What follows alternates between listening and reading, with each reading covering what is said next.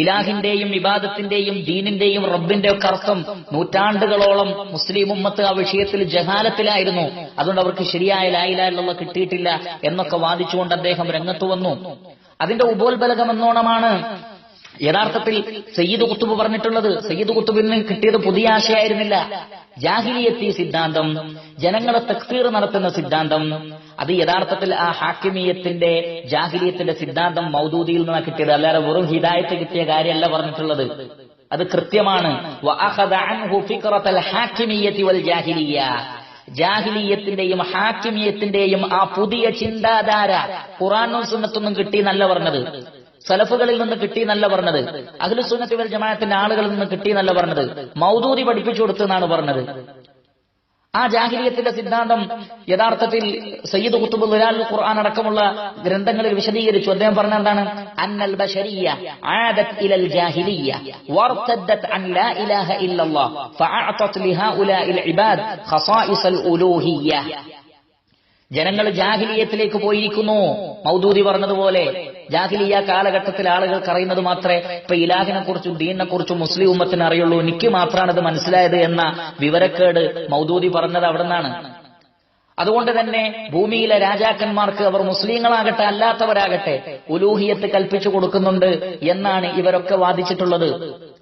വീണ്ടും അദ്ദേഹം പറയാണ്, സയ്യിദ് ഖുത്ബ് പറയാണ്, മആലിമുൻ ഫി തരീഖ് എന്നുള്ള ആ ഗ്രന്ഥത്തിൽ 158ാമത്തെ പേജ്, വൽ മസ്അലതു ഫീ ഹഖീഖതിഹാ മസ്അലതു കുഫ്രിൻ വ ഈമാനിൻ മസ്അലതു ശിർകിൻ വ തൗഹീദിൻ മസ്അലതു ജാഹിലിയ്യത്തിൻ വ ഇസ്ലാമിൻ വഹാദാ മാ യൻബഗി അൻ യകൂന വാദിഹൻ അന്ന الناس ലൈസു മുസ്ലിമീൻ കമാ യദ്ദഊൻ وهم يحيون حياة الجاهلية وإذا كان فيهم من يريد أن يخدع نفسه أو أن يخدع الآخرين فيعتقد أن الإسلام ممكن أن يستقيم مع هذه الجاهلية فله ذلك ولكن إن خداعه لا يغير من حقيقة الواقع شيئا ليس هذا إسلاما وليس هؤلاء مسلمين.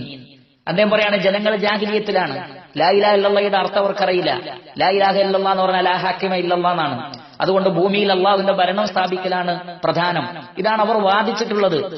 അതുകൊണ്ട് തന്നെ നിങ്ങൾ മുസ്ലിമീങ്ങളോ ഈ സമൂഹം മുസ്ലിം സൊസൈറ്റിയോ അല്ല എന്ന് അദ്ദേഹം വാദിച്ചു. ജുമാകൾക്കും ജമാഅത്തുകൾക്കും വരെ അദ്ദേഹം പോകാതിരുന്നു. ഈ വിഷയം അതെവിടുന്നാ കിട്ടിയത്? മൗദൂദിൽ നിന്ന് കിട്ടിയതാണ്. മൗദൂദി എന്താ പറഞ്ഞത്? ഫഗായത്തു മുഹിമ്മത്തിൽ അംബിയാഇ അലൈഹിസ്സലാം ഫി ദുനിയാ ഹിയ ഇഖാമത്തുൽ ഹുകൂമത്തിൽ ഇലാഹിയ്യ വതൻഫീദു നിളാമിൽ ഹയാത്തി ബിജമീഇ അജ്സാദിഹി അല്ലദി ജാഉ ബിഹി മിൻ ഇൻദില്ലാഹ്.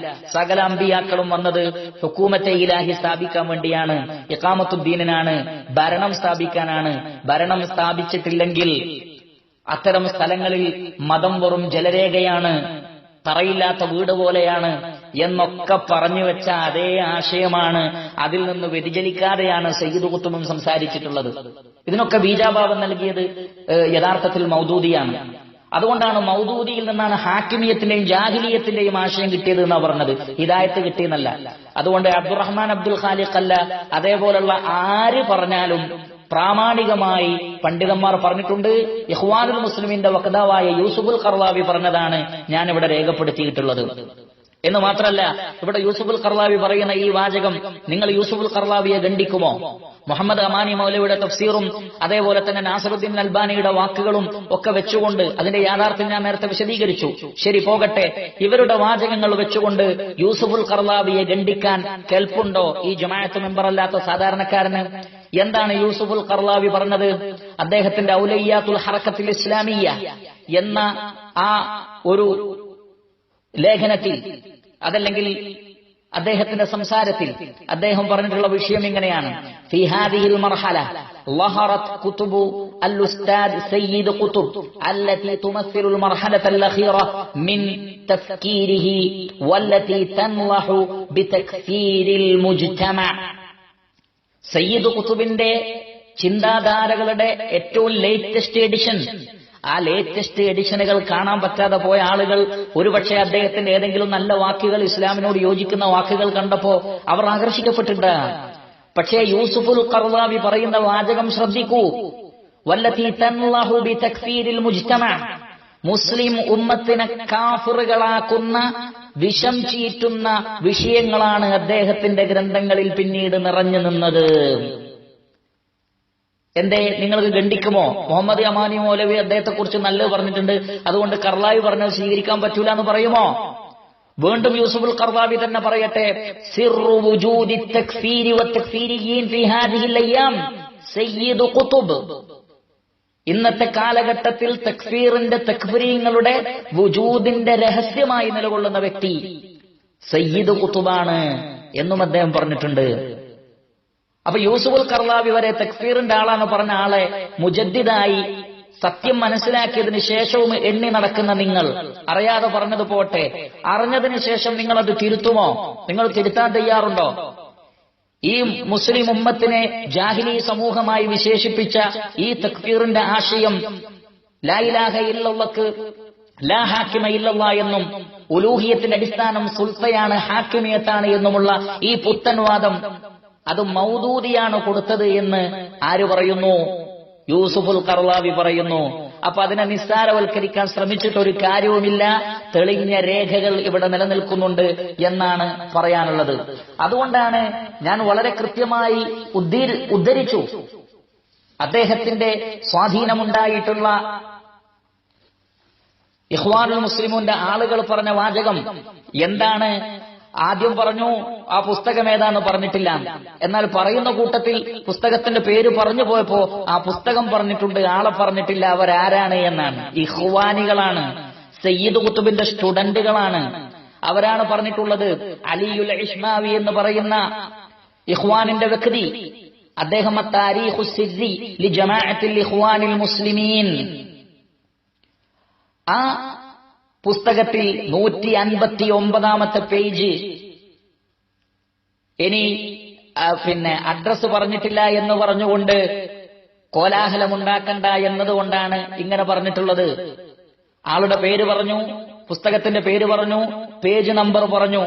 ഇനി എന്താണ് മൗദൂദിയും ഖുതുബും തക്ഫീറും തമ്മിലുള്ള ബന്ധം എന്താണല്ലേ പല തവണ ആവർത്തിച്ചിട്ടും മനസ്സിലായിട്ടില്ലെങ്കിൽ ഒന്നുകൂടി ഇത് കേൾക്കുന്ന സാധാരണക്കാരായ ആളുകൾ, എന്നാൽ സാധാരണക്കാരനാണ് എന്ന് പറഞ്ഞുകൊണ്ട് അസാധാരണ സ്വഭാവം വെച്ചു പുലർത്തുന്ന ആളുകൾക്ക് വേണ്ടിയല്ല, മറിച്ച് നിഷ്പക്ഷമായി ചിന്തിക്കുന്ന ആളുകൾക്ക്, അറബിയും മലയാളവും തിരിയുന്ന ആളുകൾക്ക് ഞാൻ വായിച്ചു തരാം.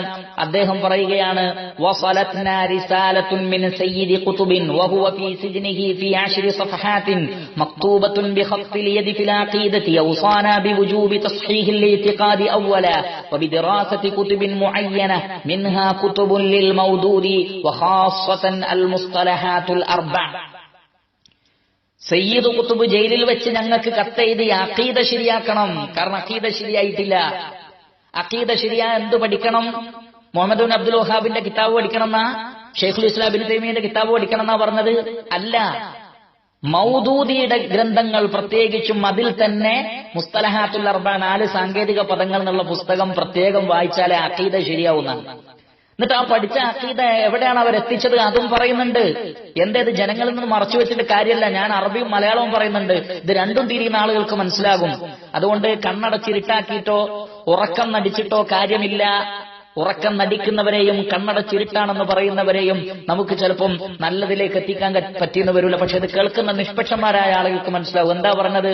വദിറാസത്തുൽ അഖീദത്തി ബിഹാദൻ നഹ്വി അംറുൻ ജദീദുൻ അലൈനാ യുഫ്ഹമു മിൻഹാ അന്നന്നാസ ഖദ് ബഅദു അൻ ദീനിഹിം.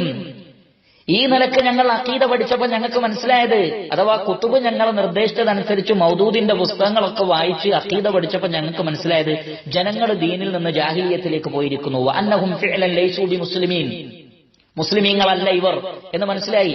വയതറത്തബു അലാ ഹാദൽ ഇഹ്സാസി ഉമൂറുൻ കസീറ വഖതീറ. ഈ ഒരു പുതിയ അനുഭവത്തിന്റെ വെളിച്ചത്തിൽ ധാരാളം കാര്യങ്ങൾ വരുന്നുണ്ട്, അപകടം നിറഞ്ഞതുമായ കാര്യങ്ങൾ. ഒന്ന്, ഏതിബാറുന്നാസി കഫറത്തൻ, ജനങ്ങളൊക്കെ മുസ്ലിങ്ങളല്ല കാഫറുകളാണ് എന്ന ഒരു ധാരണയിലേക്ക് എത്തേണ്ടി വന്നു. വഅദമു അക്ലി ദബാഇഹിം, അവർ അർത്ഥത് തിന്നാതിരിക്കുന്നതിലേക്ക്, വലത്തസബ്ബുജു മിൻഹും, അവരെ കല്യാണം കഴിക്കാൻ പോലും പറ്റാത്ത ഒരു അവസ്ഥാവിശേഷത്തിലേക്ക് ചിന്താഗതികൾ മാറിപ്പോയി.